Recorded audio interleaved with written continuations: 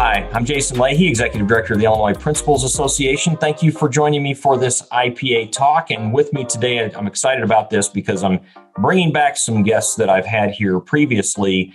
It was actually around, well, maybe a little later in the school year than where we were at this point in time, but we had just entered into, the pandemic and dealing with the ramifications of that. And at that time, I asked for our principals of the year that we had announced prior to that to join me for their own individual IPA talk. And for this one, I've got a couple of them together, and hopefully we can have a part two of this series and bring the others into this conversation. In fact, we may see one of the other two or both of them pop in as we move through this. But with me here during this recording, and it's morning time, that's why I about said this morning, today's date is March 5th. I've got with me Mandy Ellis, who is the principal at Dunlap Grade School, as well as an author and does a whole bunch of other things, sits on the IPA Board of Directors, very involved in her region in the Central Illinois Valley. But Mandy was our 2020 Elementary Principal of the Year, and also got with me Dan Kaiser, who now works at IPA. He's one of our field service specialists, took over for Don Hanson in the central part of the state, who recently retired. And Dan is the now retired principal from Dwight Community High School there in Dwight, Illinois. So Mandy and Dan, thanks for spending some time with me here to talk about some things. Absolutely. Sure. Thanks for having us.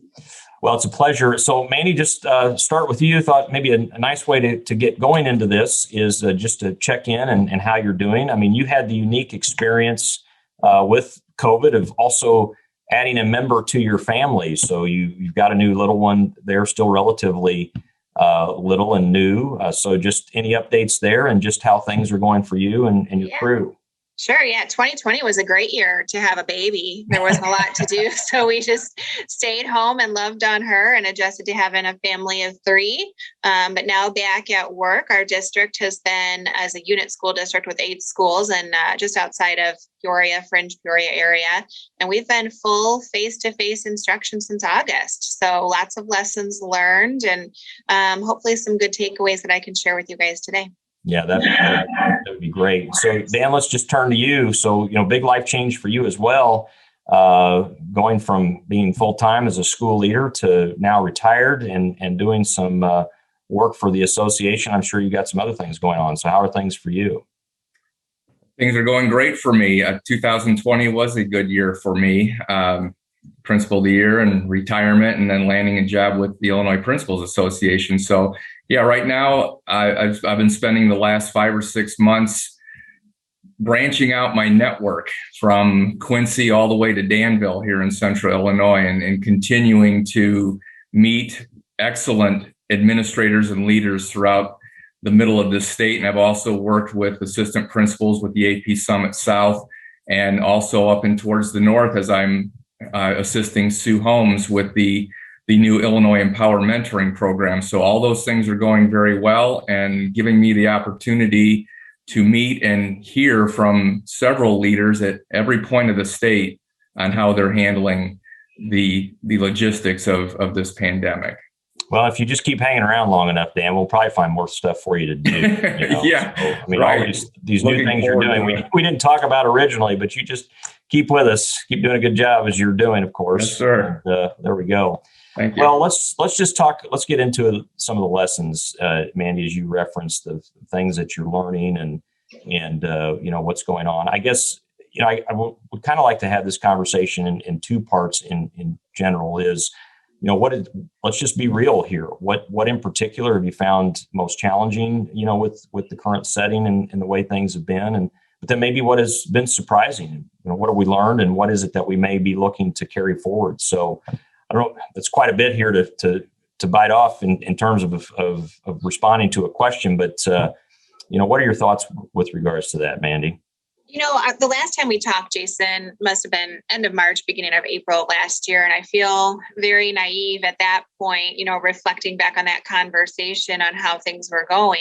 At that point, we're just trying to maintain the remote learning environment till the end of the school year and just kind of living week by week with the updates from state government officials. And then as the summer went on and we were planning for return to school, we didn't even know what that was going to look like. And I think if you would have asked any admin in my district at that time, we would have given it 2 weeks before we would have shut back down. But one thing I've been super proud of in our district is we've stayed the course. There's a commitment from district office administration, from the Board of Education, from the building administrators, staff, to keep our kids in school to the greatest extent possible. But we weren't naive to think that we weren't going to have cases, that we weren't going to have bumps along the way, that there weren't going to be quarantine, staffing issues, those kinds of things. So we were very realistic while still focused on our goal and keeping the kids whose parents wanted them in school to the greatest extent possible. So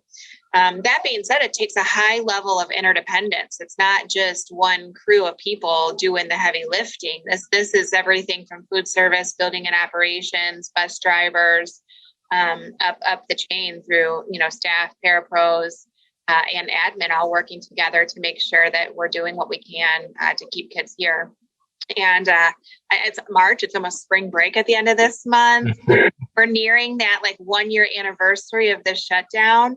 And if there's anything to say, it's just I'm just incredibly proud of where we're at compared to where we were a year ago. Yeah, absolutely. So Dan, turning to you as someone who gets to, and my apologies if you hear any squawking coming through on my end, it is definitely springtime in Springfield, or starting to feel like it, because the geese have landed right outside of my window. But Dan, you get an opportunity, or have now in your new role, to speak with school leaders across particularly the central part of the state, but I know even statewide, in the various meetings and events that you've been a part of. So, what have you been hearing from them? As they've just continued to work through this challenges that they faced. Yeah, I think one takeaway, and it'll reflect a little bit on what Mandy said, but we all as leaders, with the experiences we've had and the ones I've talked to with experiences, this is the logistics of dealing with this are very similar to dealing with other issues that were in our systems well before the pandemic. You think about these active shooter trainings, and some have dealt with teachers that have had to be dismissed in the middle of a school year.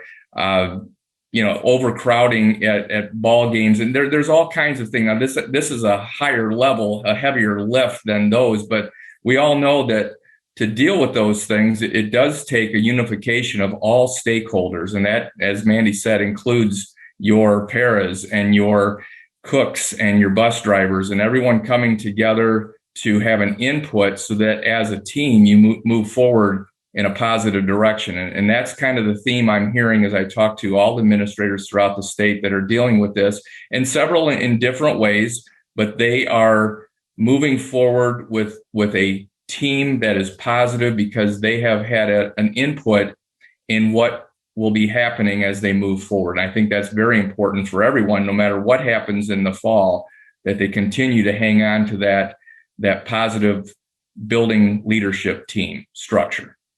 So, one of the things that kind of comes to mind here is a question that I have, and it's part rhetorical, because this is something that I've been continuously reflecting on, even for the IPA team, as we work through the pandemic and been mostly remote while we've had a skeleton crew here, and just making sure that we're serving the membership well. But, this has been an intense amount of time related to dealing with a crisis, right? So we've been in a significant amount of crisis type leadership. And so I'm just curious, from both of your perspective, when you think about your leadership tool bag, right, and all the parts of that, and when we talk about that to an extent, we here at IPA, we think about our school leader paradigm and how we kind of think about those in the frame of culture, systems, and learning, in particular, in the work that we have to do, as well as our personal, social, and systems intelligences, and the types of competencies and attributes that we must be tapping into and displaying and utilizing in order to keep things moving for our organization. So, when you think about this period of time and having this, extensive period of crisis leadership, what have you been leaning on for yourself, do you see, in working, one, to maybe sustain yourself, but also keep your staff and your students moving forward? Mandy, how about you? Well, I think of, the contingency theory of leadership that, based on the circumstances, leaders might rise to the occasion or flounder or struggle. And, we've seen a kind of a gamut of that, of those that have taken this harder than others and are struggling themselves, not only to process the impact of COVID-19, but then also lead their buildings.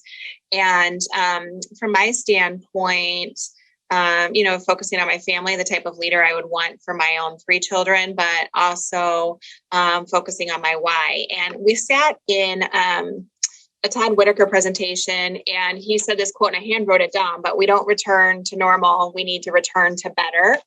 And I'm looking at this time of crisis and time of abnormality to reflect on what I really, what are the foundational components of my leadership, and they're the roots of the important pieces in schools.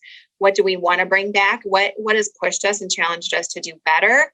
And what do we need to hold on to go through with that? You hear the word self-care all the time. And another piece that kind of resonated with me is we're all in the same storm, but not the same boat. My mental health throughout this has been relatively positive. I feel, I've had to focus on a new baby and being there for my family and very logical about all of the science behind COVID. But I think that the biggest challenge for me is recognizing that not everybody has that same mental state, and those that may have appeared to have a healthy mental wellness before may not have that same sense or ability to adapt and overcome these challenges, and just be more sensitive to those and recognizing and reaching out to those colleagues that are struggling at this time. Obviously, those peer-to-peer connections are absolutely critical. And we found that. And what I've been really encouraged by, for the association is the increase in region attendance at events, because they've been virtual and people have been able to get to those.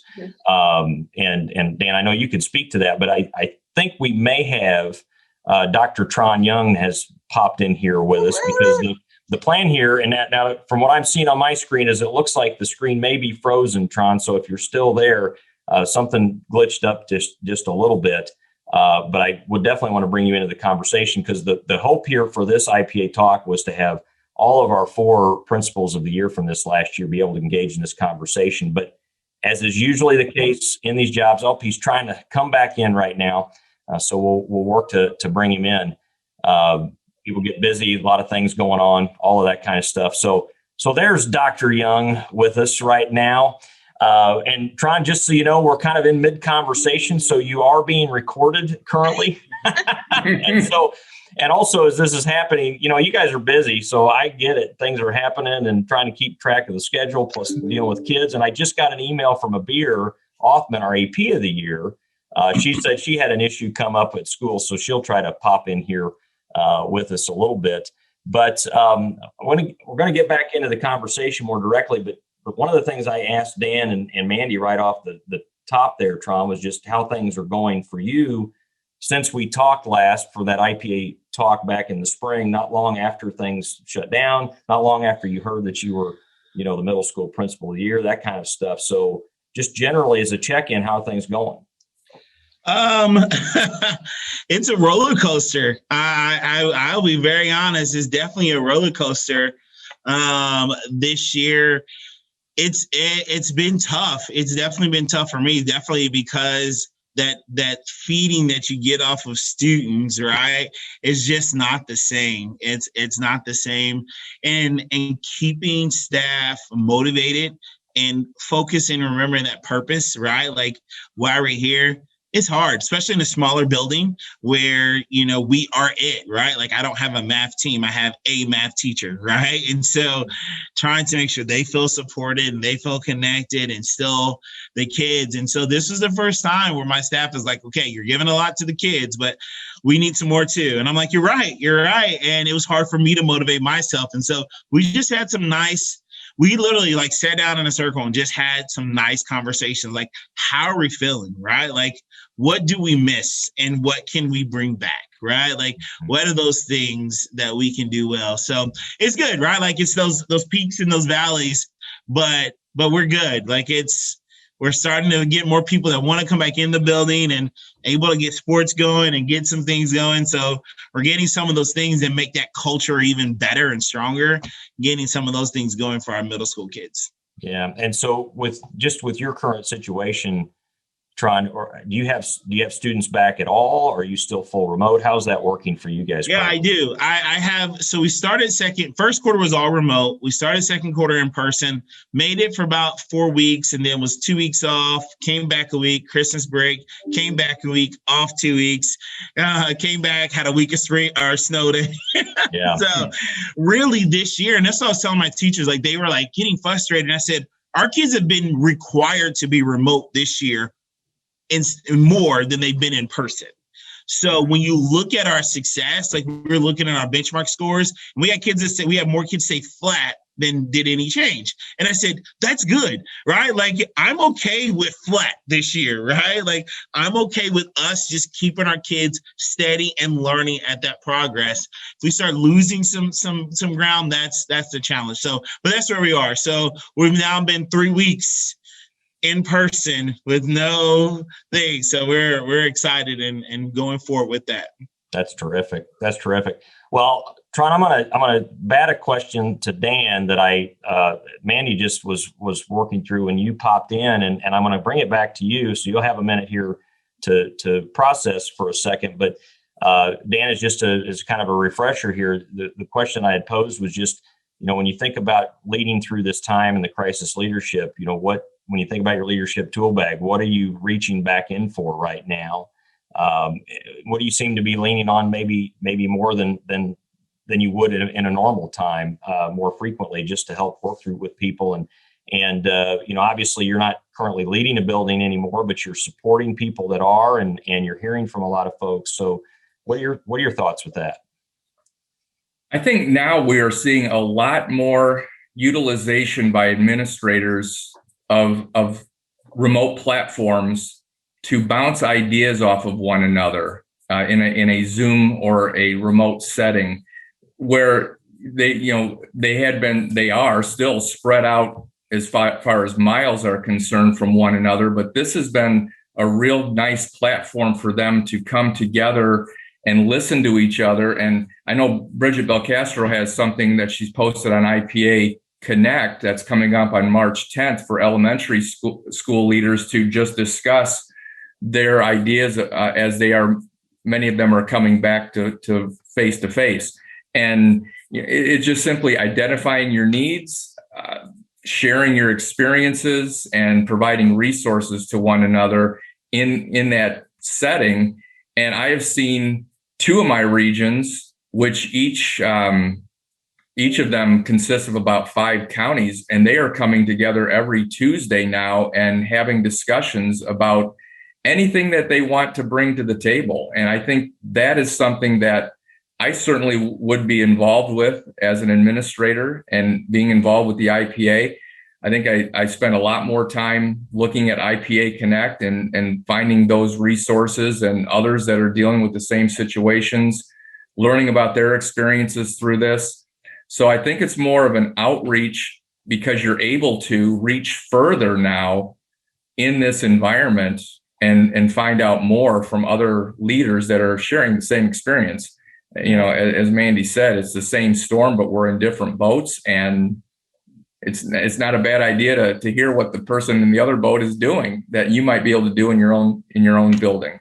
Well, what I've liked, Dan, is the Two Rivers region for IPA. That group's been awesome in terms of coming together every week and just checking in with each other. They run health competitions. They're just talking and making sure that each other's okay. Right. And Corn Belt is now they are doing Tuesday talks with them. So now, instead of having maybe 16 to 18 members from Two Rivers in a virtual 1-hour meeting, they could be pushing 40 as they bring people from Corn Belt in. So it's great.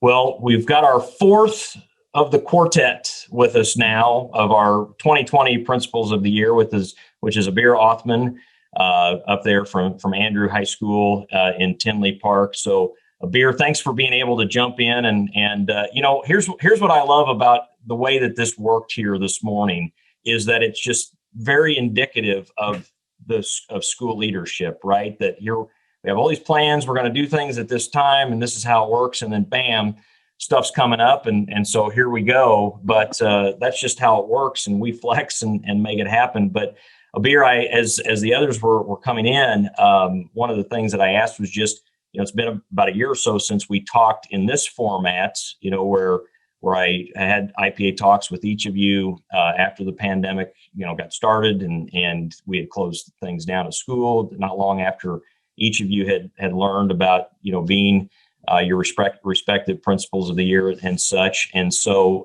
one of the things I just asked the group was just to kind of give us an update on how you're doing. And I'd want to take a moment to say this, that we had Mandy had a baby. They added a member of their family. Dan retired. Abir, you are going to become the principal of the high school that you're working at, which is awesome. And I know because your current boss is moving up into the superintendency, Bob Nolting, who's a former high school principal of the year for the association a few years ago.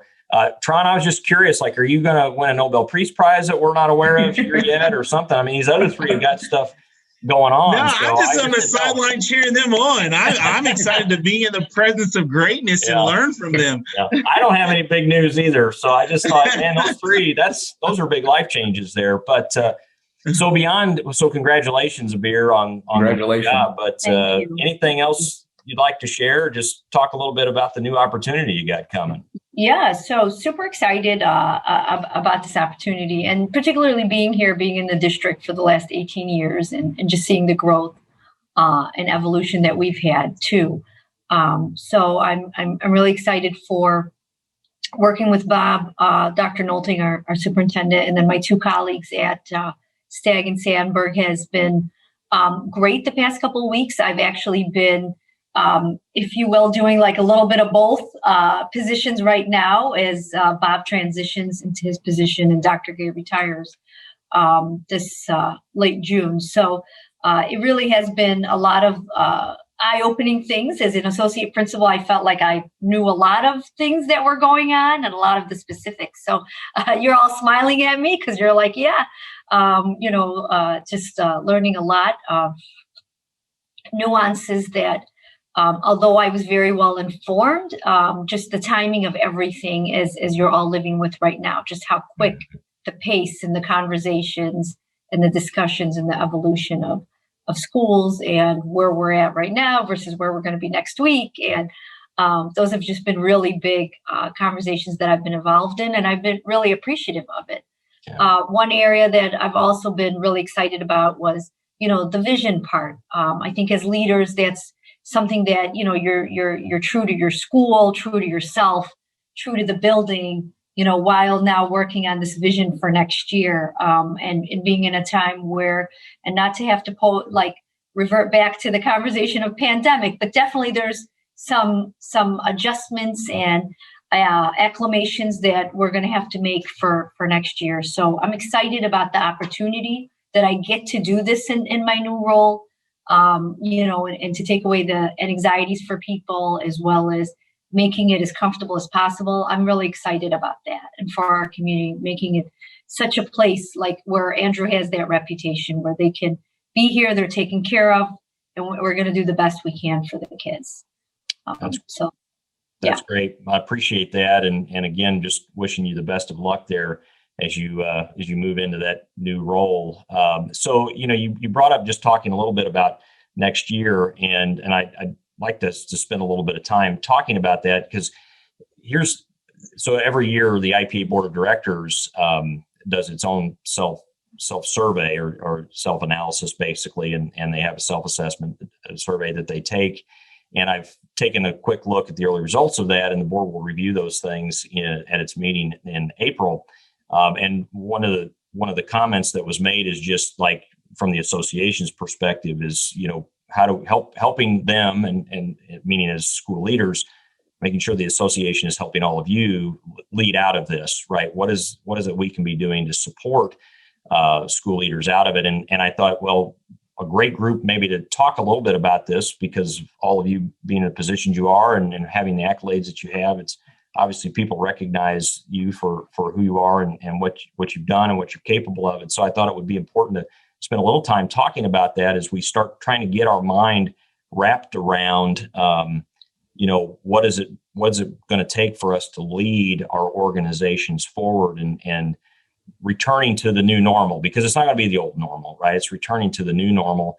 And so, and Tron, I'm going to pivot to you because, and what I'd like to do is I'd like to look at this kind of in two parts. I'd like to look at first is, and this is the question I'm going to pose to you is what do you see for your leadership, and what is it, as a leader that you need to be doing when you think about getting us through the rest of this year and moving into the next school year? Because I'm going to make this proposition or supposition is that I really do believe we're going to be back next year. We may still have some mitigations that we have to put in place with masks or whatever.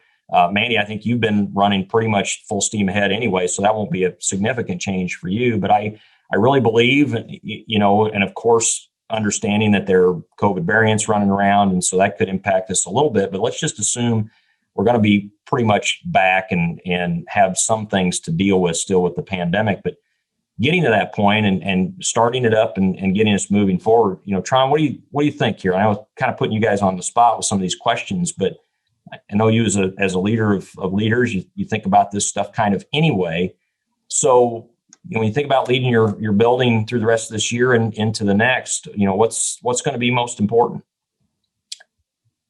So part of what I think is most important is us not operating on an island, right? So as a leader, not operating on an island, because we're all at a point where we are experiencing new, and everything that we're going to, it's redefining that leadership at this time, right?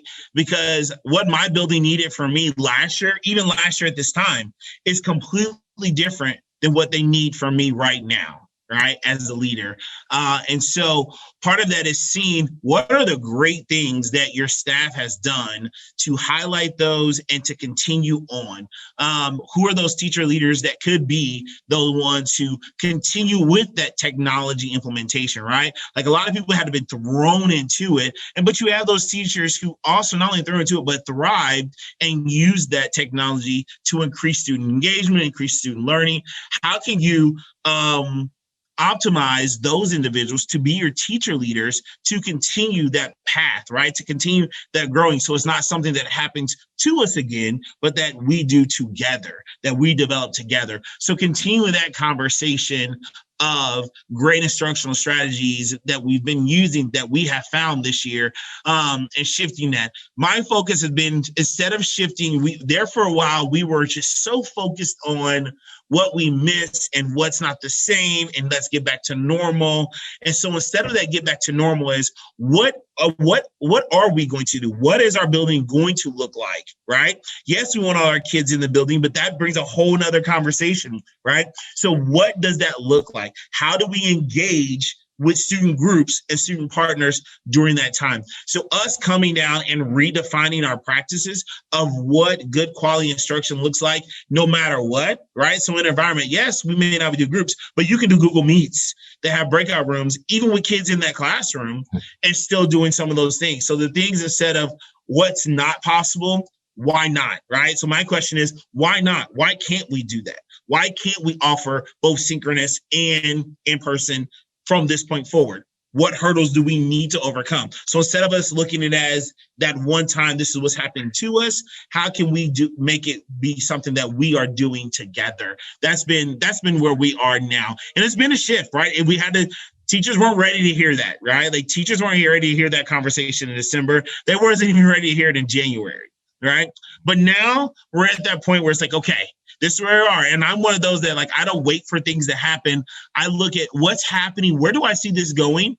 And I say, hey, let me blow this wind in your sails and say, guys, next year, you may think we're going to be back to not having this, but I can guarantee you, like the school board has said, State Board of Education, for the foreseeable future, some form of remote.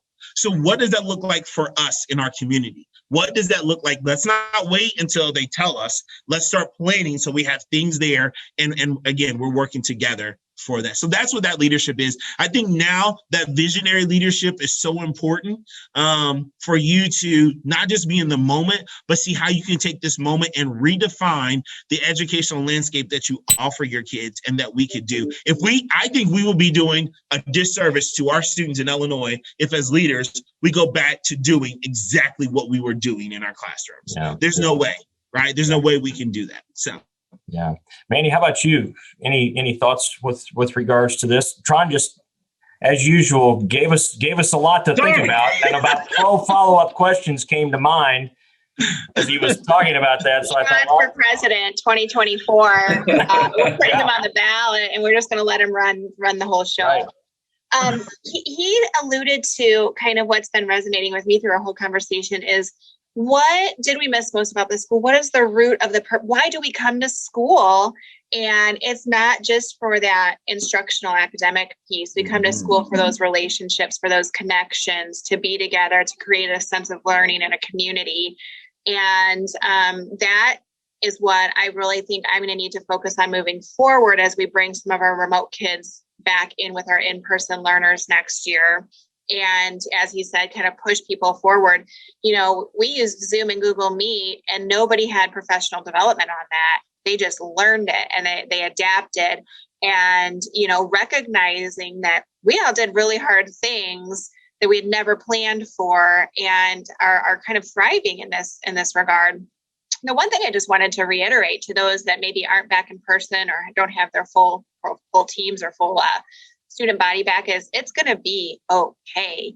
I know there's other districts that are full in person, and there are going to be bumps in the road, but we are going to get back to a place where kids are back, and you're going to feel that sense of why kind of resonating. The other day I went into a first grade classroom, and a little teddy bear it was stuffy day, bring your pajama and stuffy to school day or whatever, was sitting on his desk with a mask on. And I go, I like your teddy today. And he goes, yep, just got to keep him safe, Mrs. Ellis. And this weird sense of emotion kind of took over, happiness and just, a little bit of that sense of sadness for our kids, but mostly gratitude that our kids are resilient, that our staff has gone above and beyond to make sure that they're building to the greatest extent possible. That our community is supportive of teaching and learning at a higher rate now. And so those are all some positives that have come out of a very difficult and challenging year for sure. Yeah. So what comes to mind as you're talking, and Abir, I'm coming your direction, okay, just so you know, but in my role, I sit at a lot of policy tables. We start talking about things from a policy perspective and how the state's going to engage. How's that going to affect budget? We've got federal ESSER dollars that have come through. There's likely, I'm sure after all the wrangling that happens in DC, we're going to see more money. And then how's those dollars spent? And so, we hear about SEL types of needs, social emotional needs. We hear about things like learning loss and all of that. And I'm just kind of curious, Abir, from your perspective, because I'm guessing other leaders are having similar types of thoughts or conversations locally. I'd like to hear about how others are dealing with it, which is, by the way, a good reason to get engaged in some of those region types of conversations. But how are discussions related to that, those types of elements as you start thinking about next year happening in your own school? And how do you think about trying to lead through that and making sure that, we're not overreacting? Because I agree with, Mandy talks about resilient. I think our kids are more resilient than we give them credit for. I'm not saying that they're not dealing with tough stuff and that there's not a level of trauma that has to be contended with, but I also don't want to overreact either. It's trying to find that just right approach here. So, what's happening at your school currently with this? Yeah, I agree with you, Dr. Leahy, with regards to just making sure, that we, the leaders, are allowing our teachers to do what they need to do, which is teach the kids. The goal is for the students to come through those doors and get what they need. And so I feel like a lot of the work we've been doing is just making sure that they're supported, that our staff feels like they have the resources that they need, and for them not to worry about all these other things that are out there, right? Every day there's some evolving information, and what are we going to do with it? And so we try to communicate a lot with them. We try to give them the support and resources that they need. We have something called Coffee Talks at Andrew that we do every Thursday morning. It's virtual. We get like 183 people, 100 people each time. It's been just a significant, overwhelming number that it's optional.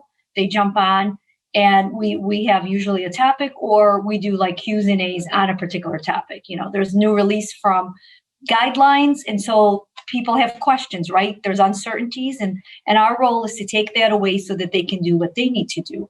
And going back to what Mandy talked about a little bit, was the supports with the perseverance of the kids, but also the perseverance of the adults. We've done a lot to support the teachers with, their own professional developments, teacher leaders that have come up, stepped up, and worked through. My favorite moment, my highlight moment this year, that with everything else, was we have a retiring teacher, and he was explaining to the group how he connected his laptop to be able to do some virtual work with his students because we have on-site students. We're about 50% on-site right now.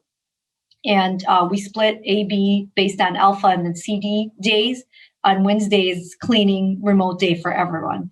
And so he was explaining to a group of teachers in a meeting how he goes about connecting and engaging students. So this is somebody in their last year.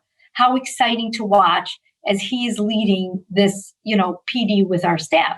And he was the one at the beginning of the year saying, I don't know how to do this. I'm not sure how to go about it.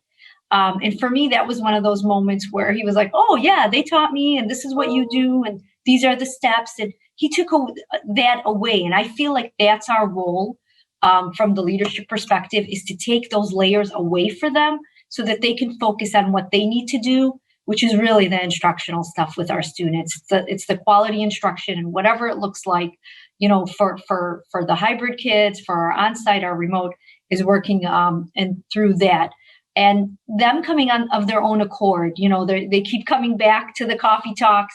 They're coming to these optional meetings. We have what we call TIFs, Technology and Innovative Facilitators, in our building. There are 2 of them, and they teach as well. So they're in the classroom. It's very relatable.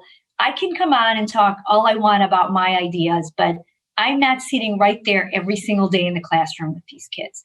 So when we have people that are connected, and they're the ones that are troubleshooting, and they're putting on things with our teachers specifically called like, what's not working? Let's talk about what's not working, and let's problem solve and figure out how to make it work for you. So these have just been examples of how we are taking away some of the, as you talked about, like a little bit of the politics, a little bit of the new information that comes on, lots of communication, lots of collaboration, lots of connecting, and celebrations, trying to celebrate. We got root beer floats coming up at lunches, we're serving. We had cookies, parent-teacher conferences, individually wrapped, of course, just to celebrate them, and thank yous, but lots of celebrations, lots of trying to connect. And I think, both Tron and Mandy already spoke to this. It's that what they're missing is that relationship connection piece. So trying to find ways for us to still have that time together, whether it be with our kids or whether it be with our teachers. So we're working really hard to provide those opportunities for both of them. Yeah. And that's the best way I can describe it. Well, it's fascinating. I'm sitting here listening to all of you speak about, and Manny kind of framed it up as kind of the core of what's the purpose of what we do here.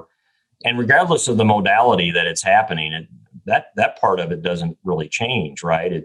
Now the path might be a little bit different, but there's just a core element that is so critical here.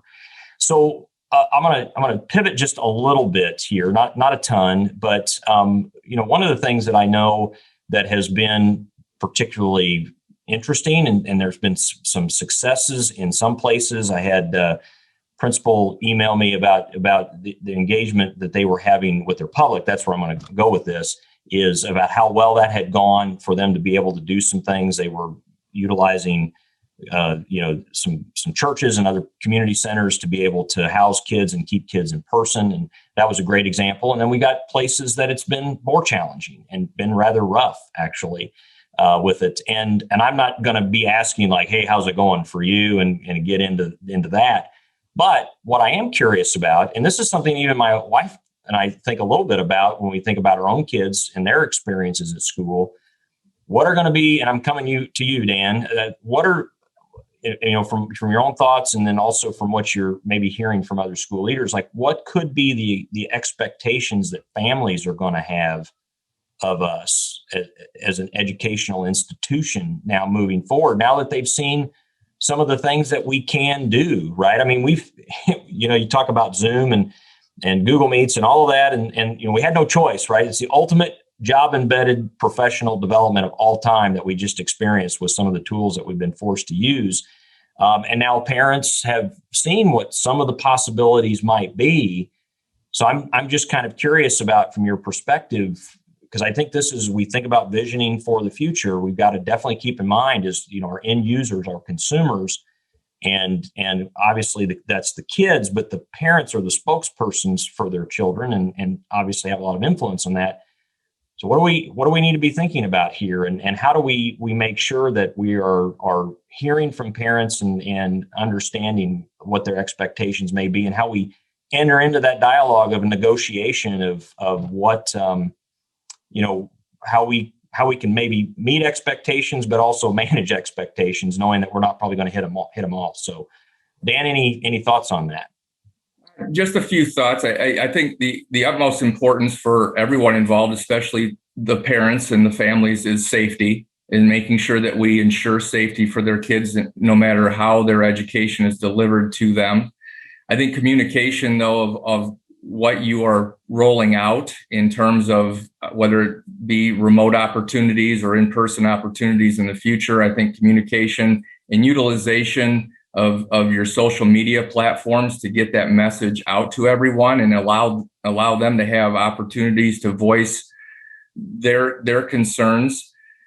I think as I'm reading a lot of posts from administrators and listening to them, and I'm not sure if you're alluding to the opportunity for certain particular students who are have difficult times or have had difficult times in the regular school setting of providing remote services for them because of that.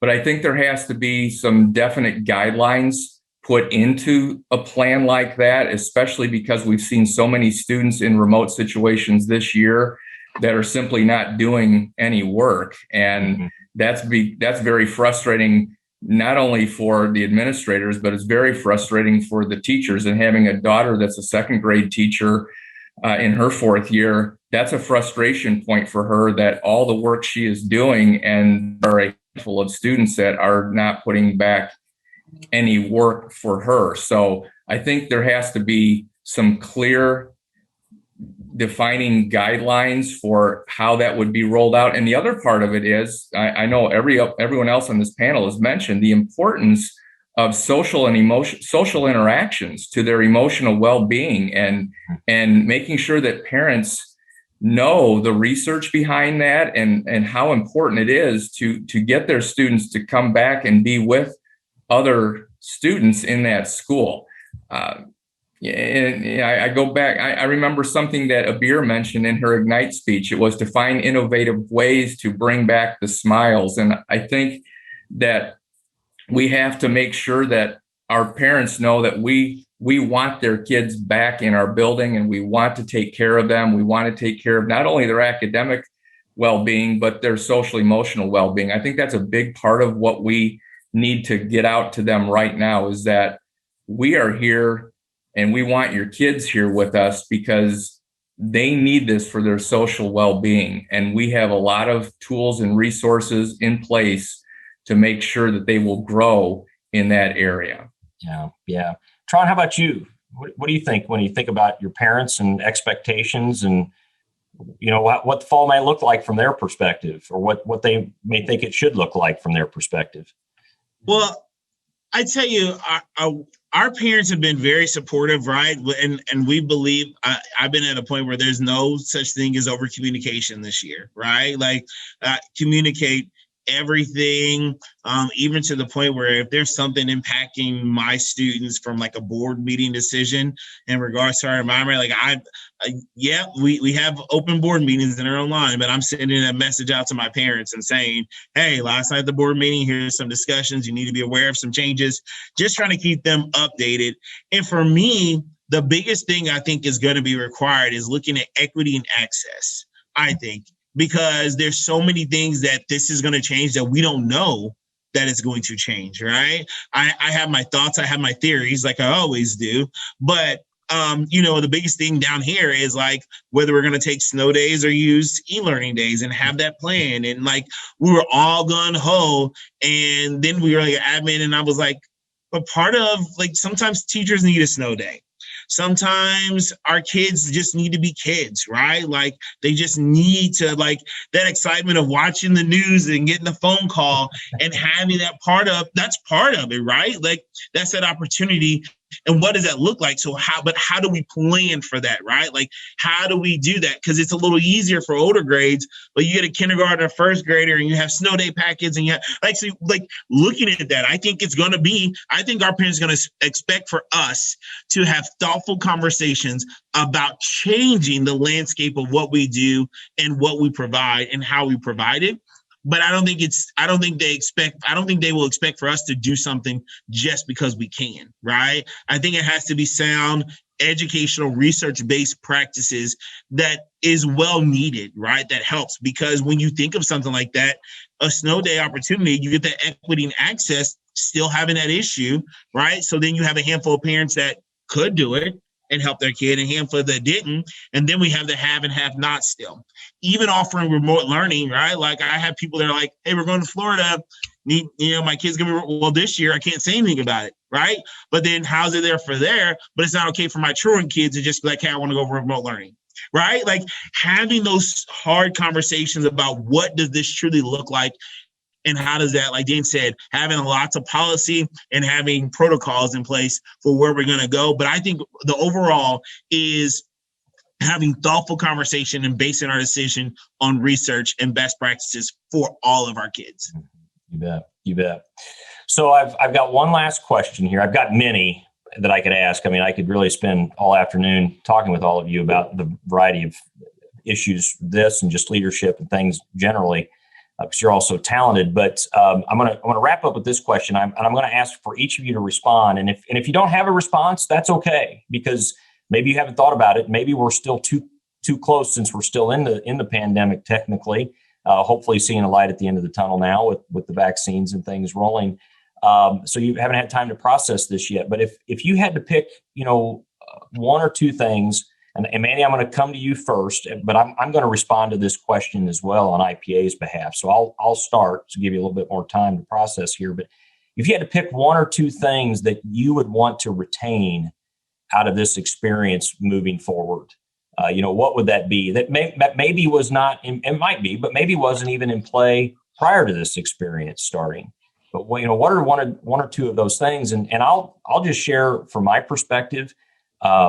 I would hope that for IPA, that the IPA team would keep a hold of understanding the resilience and perseverance that they do possess, because we turned on a dime here. We sent people out; they worked remote. If you didn't drive by the office, you would have never known. The only way you would have known that we were closed down is if you drove by the office. Otherwise, everything was fully operational. And for the team to do what they did. And, Dan, you mentioned Abir's Ignite session. That happened during our virtual conference, which from this recording happened, almost 2 weeks ago, there towards the end of February. Today's date, of course, March 5th now. And the team just did an unbelievable job, Dan being a part of that, putting that together. And of course, all of you offered Ignites, and then also some additional remarks during the awards ceremony, which we're grateful for. And so that just took a lot of resilience and perseverance and nose to the grindstone. The other thing I'll share that I'm hopeful for the association that we retain is, while I am ready to get out and see people and be in person and go to our student recognition events and other things that we do, I do believe that some of this virtual meeting is going to need to continue. And it does. And it's important for it to, so that more of our leaders can be engaged with each other. You know, our regions having region meetings, their board meetings and such be in this format allows for more convenient attendance, allows for more to get involved. We heard from regions that they were getting better participation because of things happening in this way. So I'm hopeful that we see those kinds of things continue here as an association. That, while some of that you could say was already in play prior, I think we've seen those emphasized even more working through this pandemic. And I definitely would like to see them continue. So, Mandy, any thoughts from your perspective? Just to piggyback off you, absolutely the effectiveness and efficiencies that Zoom has created. You know, typically if we were going to do this, it would have required an hour and a half drive down to Springfield, you know, the time back. And that takes me away from my building and roles and responsibilities here. So I agree. And although technology in some ways puts a divide between us, I feel in this instance, I'm collaborating more with my network, both in district. Instead of having bi-weekly in-person meetings, we're having weekly Zoom meetings. I feel like I'm more connected in that sense. But to your question, you said, what is the one thing you want to keep? And I think if I really had to hone in on it, it would be the level of respect that we see from our community in regards to teaching and learning and the role that it plays and how the school is central to the heart of the community. And if we can keep that up and that mutual respect that is starting to develop and flourish in our community between the schools and the families, if that's one thing that I could keep, that's I think what I would want to see move forward. Appreciate that. That's great. Tron, I'm coming to you. How about you? So I think two things that I would love to keep is, as a district, we have grown to allow us to learn from each other. And I think we talked before about great things, but this time we actually allowed them. We did virtual learning academies where teachers were learning and they can sign up for it. And that was great. And that's something I want to continue to go on, because that allowed for everyone, whether in my building or our elementary building, the elementary teachers, they find something, they're sharing it with my building, whether they can use it or not. That's still that process of us all being united for what's best for our kids. And another thing is I would want to keep our understanding, right? A lot of times I felt like it was me that was saying, okay, so we have to do everything and then some before we say no, or before we, with this kid or this, that, and the other. But now it's like we're having a conversation and my teachers are saying, but did you know this kid was going through? Hey, I talked with this kid. So those relationships, that conversation is when I was saying they had to be intentional. It really made them realize what that intentionality looked like, right? Like in classes, you go for the day-to-day and you make those, but they had to be purposeful. They had to be intentional about asking the kid to schedule a meeting with them at 2:00 and talk with them why they didn't show up to class and they didn't do those work. And the learning that they got is it's a completely different understanding, which did allow for them to connect with parents.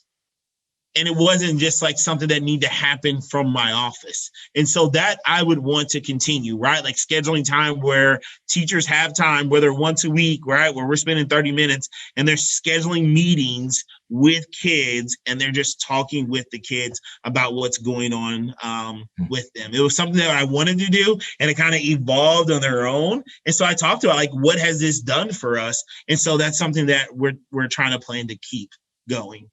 Always better when that stuff happens organically. Right. Yes. So Dan, I'm coming to you, and then Abir, you're going to round us out here for today. So Dan. Well, I'll piggyback a little bit on what Tron said, and I think he alluded to this earlier too, of allowing teachers more time to share with each other. We had designated every Wednesday for some sort of PD for our teachers from 2 until 3:15. And we had different categories for what we were going to do each week. Some was data analysis, but one week was always set aside for teachers to share and teachers provide PD for other teachers. I would probably at this point, if I were still at that school, I'd be putting that to almost a 2 or 3 times a month for them to share all the innovative strategies they've used in their own in their own classroom with others. I remember 3 years ago, we weren't very good with Google Classroom yet. And I only had maybe 20% of my teachers were really good with it. And we had one of our Wednesdays was 2 of our teachers explaining to all the other teachers how Google Classroom could work in their classroom, in their own classrooms, and benefit them and their students. And then everybody started to grow with that. And then all of a sudden we had a week's worth of snow days, and we started utilizing that because it happened organically, like you said, Jason. But that, providing more PDs for teachers to understand what other teachers are doing that could be useful to them either now or in the future would be one thing. And I think another thing that I would be really honing into and want to do more next year is focusing more on the teacher's well-being as an administrator. I think a lot of times we take for granted that they're doing a good job in their classroom and kids are learning, but having just more one-on-one conversations with teachers to let them know, I believe in you and I really love what you're doing in your classroom, and give them some specifics, more walkthroughs, and give them specific reasons for why they're doing a good job. I think teachers need that more and more now than ever. And like I said, I've got a daughter who teaches herself, and I would, as an administrator, I would be reflecting and thinking, we might have lost Dan. He froze up. You know what? That was probably going to be the most profound thing we were going to provide more positive. Sorry, Dan, you froze up on us there. We were wondering if we lost you. So now you got to repeat that. You are now. I don't know what the last thing I said, but I just more support for my teachers on an individual basis, and make sure they understand that I am behind them 100%, and be more in, I was always in their corner. I know all of us are too, but there's another added element right now that needs to be taken to the next level as we move forward. Yeah, that's great. Abir, how about you? Yeah, so moving forward, I think, something that we definitely keeping in mind, for us here is that continuing to show, the grace, the compassion, and the empathy that we all really implemented. Everyone has a story, and it has either positive or negative impact on them at school. And I think we, and Tron maybe alluded to that a little bit too, about, what is coming to us every single day. And whether that be the adults in the building or the students, just keeping that in mind. I felt like we were so good about taking care of each other and continuing to do that. And my second area with that in mind is our instructional practices. We're really creative, and we found ways to support students, and we gave each other the okay to individualize, like the practices in the classrooms. It's okay to work on our grading assessments and our instruction, that our teachers had the full support from us to be able to think of situations and be confident that we're going to support them. All the modifications, the accommodations that were implemented, the communication home, the ability to work with families in such a way that we've never done before. I would hope that we would definitely carry that creative process, if there's one word to describe it, that we're able to carry it, whether it be creative assessment practices or the creative communication with families, the creative connections with each other. If there's something definitely with the takeaways that I'd like to see, because this is all second nature to our teachers, but now more than ever, it's the time for us to be progressive in the sense that we learned about it this year. We were able to implement it. We can do this, and we should be able to carry these good traits or aspects moving forward into our future. Yeah. So I'll just kind of recap the 3 general themes that I feel like all of you alluded to that really could be beneficial to us all. Of course, community connections and working there, and unfortunately, we got some communities are going to have some healing that they're going to have to do post all this. It's going to take some really strong leadership with that, but there are many that have built better relationships as a result of what's occurred. Totally agree about empathy and caring and compassion, those elements. And this is an area for me that's always a growth area, because if you ask my kids, I'm not always the most empathetic person on the planet. And so, it shouldn't take a pandemic for that to be drawn out of us, but hopefully that part of it continue. And then I can't think of a time where we've had more innovation in this business than what we've had right now. And I'm sure a lot of industries could probably say that. But wow, if we could keep that up, obviously not to the pace where we've had it to where it just wears people out, but hopefully we can keep a sense of innovation in this profession as well as a result of this, just knowing what we're capable of, especially if we're willing to think it through and work with each other and share ideas and all of that stuff. So we're going to wrap it up, everyone. This has been a lot of fun. Thanks for jumping in here in your really busy days. With me, I've got the 2020 Principal of the Year class for the Illinois Principals Association. So Dan Kaiser at the high school, Tron Young at the middle school, Mandy Ellis, elementary school, Abir Othman, Assistant Principal of the Year, all that stuff. So thank you all for joining me. Sure appreciate it. Thanks, Jason. Thank you. Thanks for having us. Been a pleasure. So again, my name is Jason Leahy, Executive Director here at the IPA. If there's anything the association can do for you at any time, don't hesitate to give us a call at 217-525-1383, or you can check us out on the web at www.ilprincipals.org. Thanks for joining us for this IPA talk. Take care.